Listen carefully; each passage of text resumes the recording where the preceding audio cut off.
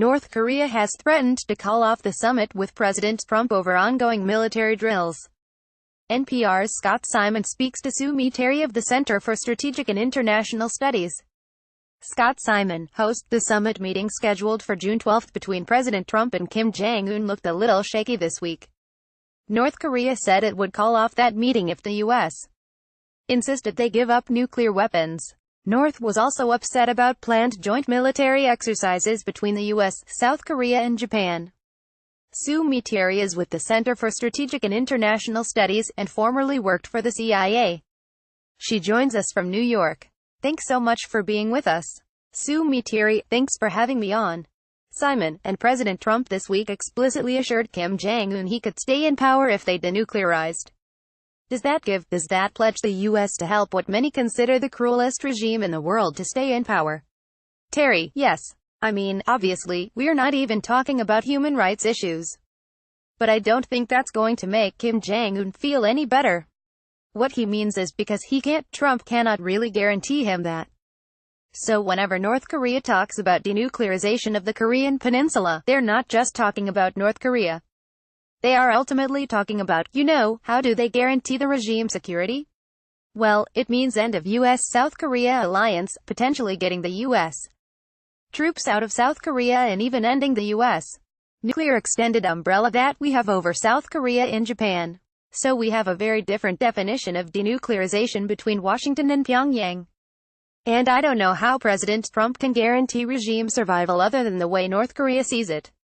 Simon, what are the implications for a summit meeting where, at least from the outside, both sides seem to fundamentally misunderstand each other?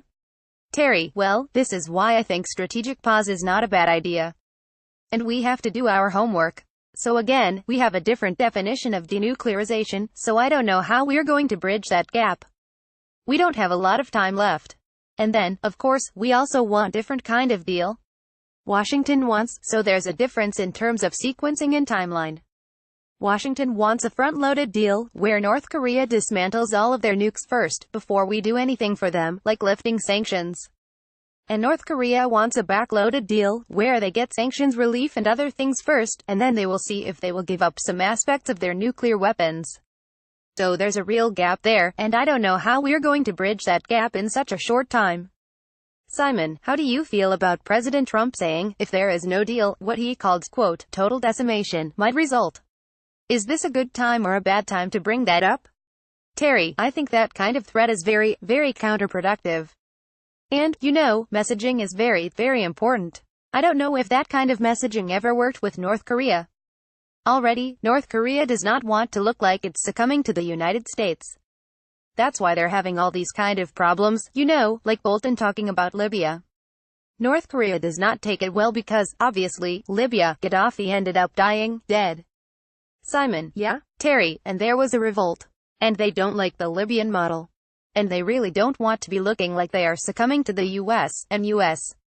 is threat. So I think that's not a right kind of messaging for North Korea right now. Simon, at the same time, has President Trump given up one of the most valuable things the United States had to offer, which was, in fact, a summit meeting, before North Korea's really done much?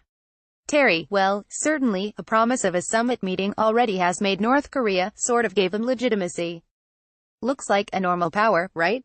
All of the summitry that Kim Jong-un has conducted since the Olympics, yes, we have given something away here, and North Korea has not done anything right now. So this is a high-risk situation, but we'll see what happens if there is indeed a summit soon. Simon, Sue Mi Terry, Senior Fellow at the Center for Strategic and International Studies, thanks so much for being with us. Terry, sure. Thank you. Copyright 2018 Nepalese rupees. All rights reserved. Visit our website Terms of Use and Permissions pages at www.npr.org for further information. NPR transcripts are created on a rush deadline by Verbatim, Inc., an NPR contractor, and produced using a proprietary transcription process developed with NPR. This text may not be in its final form and may be updated or revised in the future. Accuracy and availability may vary. The authoritative record of NPR's programming is the audio record.